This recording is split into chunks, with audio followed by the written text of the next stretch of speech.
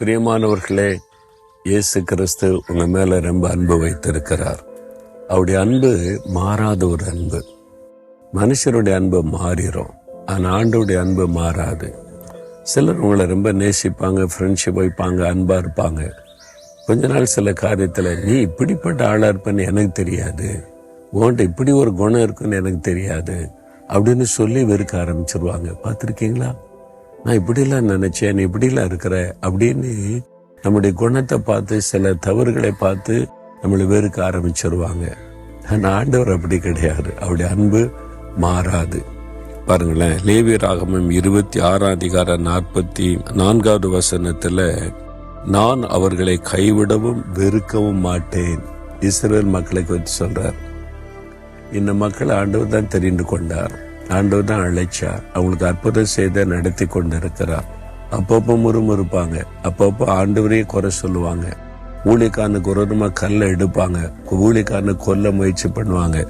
அந்த மாதிரி ஜனம் ரொம்ப சேட்டை பண்ணாங்க.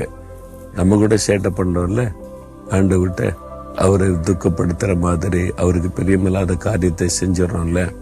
அப்ப ஆண்டவர் வெறுத்துருவாரா? ஆண்டவர் சொல்ல, நான் எப்படி வெறுக்க முடியும்? நான் வெறுக்கவும் மாட்டேன், கைவிடவும் மாட்டேன். பிள்ளைகள் தப்பு பண்ணா தகப்ப வெறுத்துருவானா? இல்ல, அடிச்சு சரிப்படுத்துவார். என்ன அந்த அன்பு. அதனால வெறுக்க மாட்டார். அதே மாதிரி தான் ஆண்டவரும் கூட உங்களுடைய, நான் உன்னை வெறுத்து விடவில்லை, உன்னை கைவிடவும் மாட்டேன் அப்படின்னு சொல்றார். இல்ல, நான் தப்பு பண்ணிட்டேனே, ஆண்டவருக்கு பிரியமில்லாத செஞ்சிட்டேனே, ஆண்டவருக்கு அவமானத்தை கொண்டு வந்துட்டேனே, கர்த்தரை தேடாம இருந்துட்டேனே, நான் இந்த மாதிரிலாம் சோர்ந்து போய் ஆண்டவரை குறித்து குறை சொல்லிட்டேனே, முறுமுறுத்துட்டேனே அப்படின்னு நினைக்கிறீங்களா?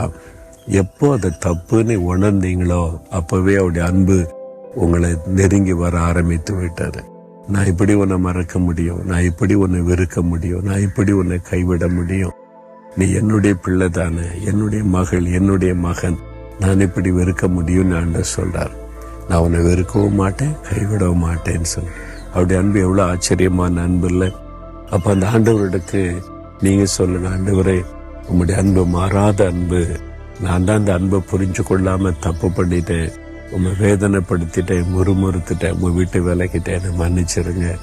நீர் கைவிடாத தேவன், என்னை கைவிடாதபடி நடத்த உங்க கரத்துல மறுபடியும் என்னை ஒப்பு கொடுக்கிறேன்னு சொல்லுங்க. அவர் சந்தோஷமாய் உங்களை அணைத்து கொள்ளுவார்.